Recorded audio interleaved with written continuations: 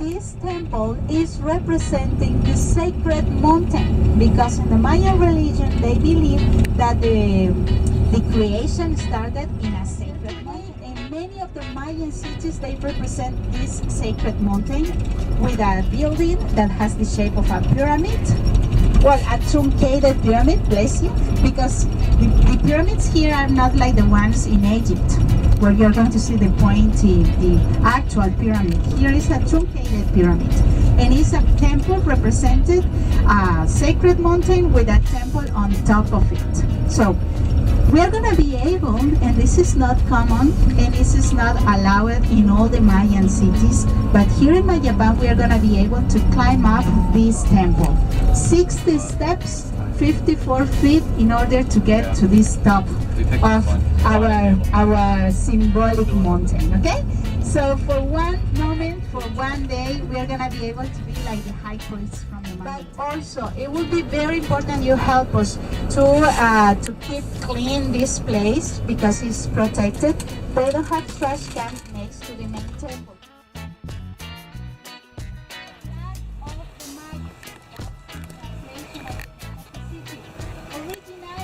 Archaeologists believe that this city the main development was from 1250 to more or less 1425 years after Christ. Okay, so it was a very short, in fact, it was a very short time. And the archaeologists have found that probably this city has a population during that time of more or less 12,000 people who was living here. They make a lot of excavations in the last century, and they have found more or less 4,000 buildings. Of course, we are not going to see the 4,000, we worry, but we are going to be in a very small portion of the city, because the rest of the city is covered by the jungle already. More or less, it's like 57 buildings that are still in good shape. Small community, but more or less 4,000. The reason because we stopped here is because in all of our Mayan sites, right now we have signs that have very general information, but I have given you about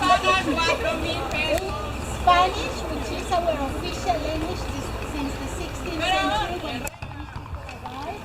Also in English, because it's one of our global language now, and in Mayan language. This is Mayan language. And why is this? Because more or less almost 40% of the population here in Yucatan still is indigenous people and still speaks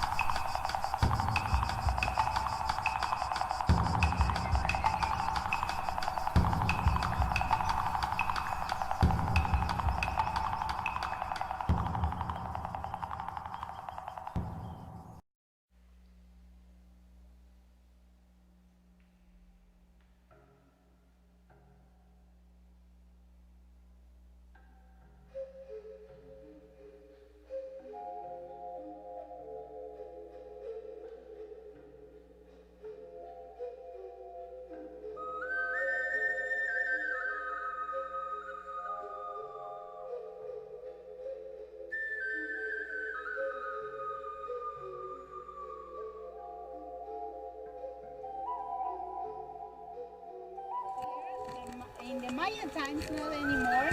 They used to eat it. It's a little sweet.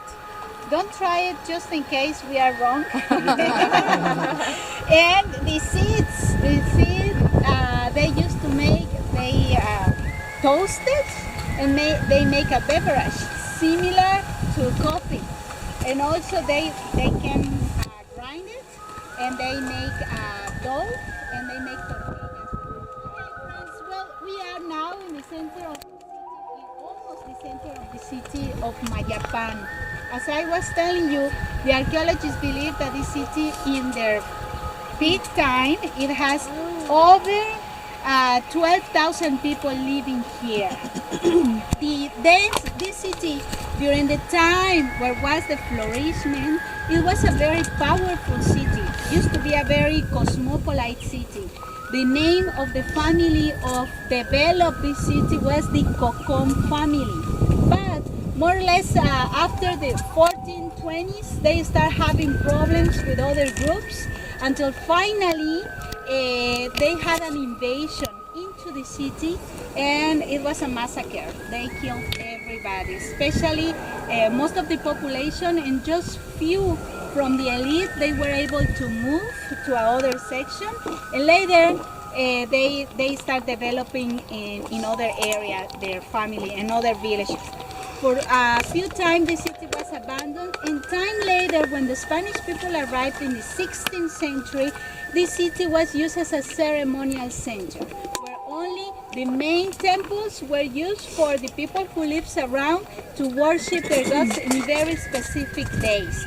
But it has a ruler. His name was Nachicocom, and in that time he was fighting against the Spanish people for more than 20 years. He was finally defeated. He turned himself because he was very old and he was very tired of fighting against the Spanish. And it was so important this that he was considered the last Mayan ruler who finally was turned on into to the Spanish people. Officially, he was Nachicocom. That's why probably you have here in the description of the tour that this city was the last Mayan city inhabited when the Spanish people arrived, because it still was with these people that was living here, the Cocom family. It was a very terrible moment for the Mayas. And for Nachicocom also, it was so big for the Spanish people that were fighting against them, that in that day when Nachicocom went and decided to turn himself, they declared that day as the day of on the patron of that day, the saint patron. They dedicate the Cathedral of Merida, our capital, to that patron saint, because it was the specific day when Nachicocom decided to turn on. Just so you have an idea how big it was this. But this city, during the time that was in power, it was a walled city. There is a big wall that surrounds the city. They say that has like 14 kilometers. And even of that, they have this problem of invasion. According to the old writings, the invaders came underground through the caves, and they came in the middle of the night and they invaded the city. So it's kind of a sad story.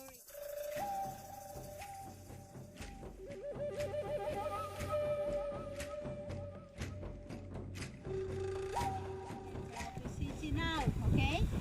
Yes, I was talking with Mario. Yes, I forgot to mention. Do you remember we were talking about the invasion? The Mayan group that did the invasion were the Shu. This type of cosmopolite cities, they start having problems of power, and they start having also problems with their neighbors. This was very common during the certain time of the Mayan times. And also wars, not only for territory, but also for resources, because remember that here the water was a problem. So there was even problems for that. And who controlled the different commerce roads during that time. So probably that is one of the theories about these conflicts during the times of the Mayas. But what we are seeing right here in the main plaza, this was very common in the Mayan architecture.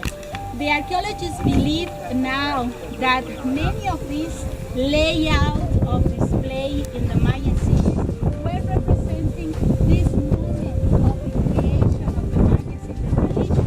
The sea or the water, in some cases lakes or sea, what they call the primordial lake or the primordial sea. That's why they always make a plaza. At the center they put always a platform offerings for the sacred mountain. In this case, over here, that for a long time the archaeologists tell us that this was the base. So you climb up to get to the temple and then making the rituals. But now they are believing that since they have found little mountains in other areas that have dropped temples, they believe that it's a temple on top of a temple. So since the right moment, the high priest put one step in the staircase, they were in that moment in the temple. They were in this actual ceremony of climbing the sacred mountain. Why we are sharing this with you? Because since we're going to have time to climb up, it's very important to take this on mind when we go up. This is without any religion purpose now, that the reason why you're going to see that we don't have escalators, that we don't have there's no rail of protection, and yes, the steps are very uneven sometimes. It's very uncomfortable to go up because this was not designed for utility. This was designed for having a hard time going up. It's like a ritual to go up. So if you decide to go up, please be very careful when you go up. And most of our main temples, they have four staircases because they are representing the four different parts of the universe, or the cardinal points. And the temple usually is at the center because it's representing the axis mundi, the fifth, what they say, road or path that is connecting the three levels of the universe. The supra world, once you be up there, you're gonna be in what they, in a symbolic way, represent the supra world, the spiritual world of the upper world. Then the middle, where we are, the human beings, and the underworld, that usually is represented by going into caves or into cenotes. That's the reason why now the archaeologists are making a big study about, in many cases, especially here in the Yucatan, a lot of these big buildings, the main temple is near or has alignments with caves or cenotes. Either down, if they cannot find it, then they are named. That's the case of Mayapan. You'll see in a moment there is a cave next to the temple, okay? And also what you're seeing here in Mayapan is just the skeleton of what used to be during the Mayan times. This is not like used to be in the Mayan time. It's not complete because in the 16th century when the Spanish people arrived, we lost a lot of the rocks that were used in the Mayan temples because they took the stones to build their houses. That's why now part of the rocks of these temples, they are part of the big hacienda that we will pass by today. Okay? That's why it's not complete.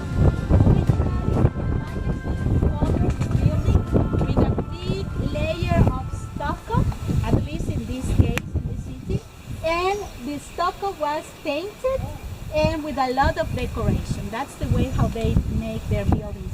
We still have few remains of this since the stucco doesn't last too much. Unfortunately, the archaeologists also now are believing that one of the big reasons why many of these big cities collapsed, also it was because the extreme use of their resources. They have found that in order to make a layer of stucco, they need to have a lot of lime. So in order to get lime, they have to take a lot of rocks from the area and cut a lot of trees, green trees, in order to get a fire to make this lime. So one of the theories is that during the Mayan times, they also devastated the jungle around. It was not like it is right now, okay? And that's why it's so important they tell us to study history, because without history we don't know that we are repeating the same mistakes, you know, and going to the same way, to the same path. So that's why it's important for us to study a little bit of this. And for us, it's very important your visit here, because every ticket is paid for your visit, is given the budget for them to be able to rescue more buildings and to preserve this. So you are the sponsors of the rescue of this. Thank you very much. Yay! Follow me.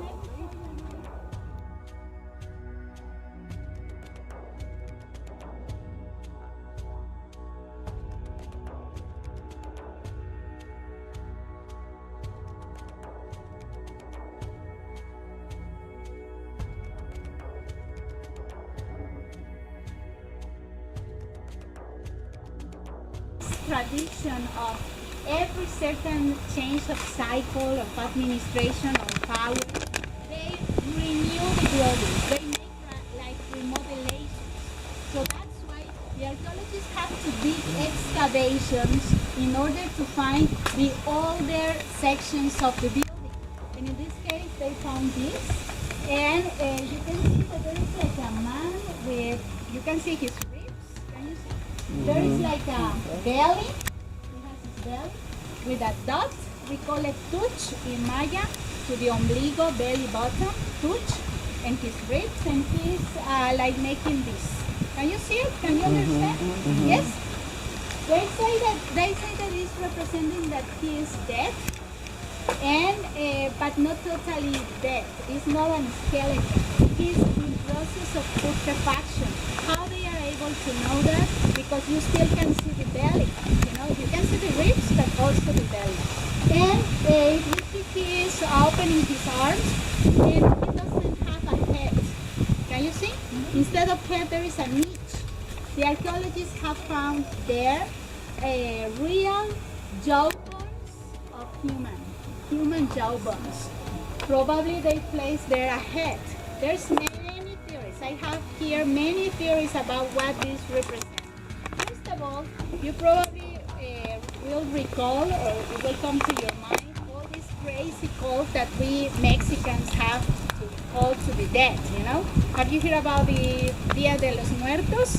Well, there's a very old tradition about it, probably comes from pre-Hispanic times. Remember that for the Mayas and the pre-Hispanic cultures, when a person died, especially in this area, there's the believing that it goes underground, but from underground is not bad for us, for our ancestors.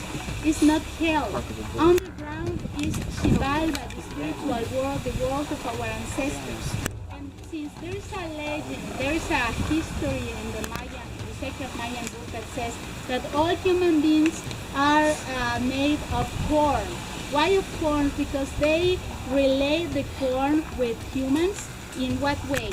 In order to understand better this philosophy of the Mayas. When a corn died, when the corn died, you take the seed. It has to be dry and dead in order to place it in the ground, and then it starts coming life from underground. That's the basic and most easy explanation about for the Mayas. Underground is good, it's not the bad hell, you know. But imagine when the Spanish people arrived here in the 16th century and they saw all this call to the dead, because they believed that even the Mayas, they have an underground world that was split in different levels, and it depending of the death you had, it was the world or the level where you go. Like for example, they even have a goddess of the self-sacrifice of the suicide. It was a stab. And when somebody died by suicide, it will go to that section, you know. If somebody died in war, the warriors, they will go with Apuch, the main god of the war also.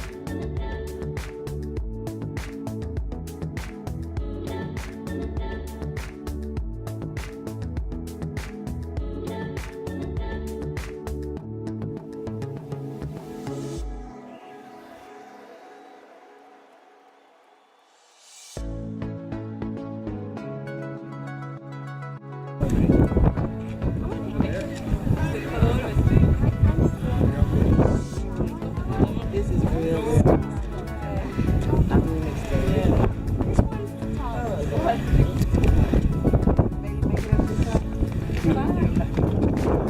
I'm glad he didn't.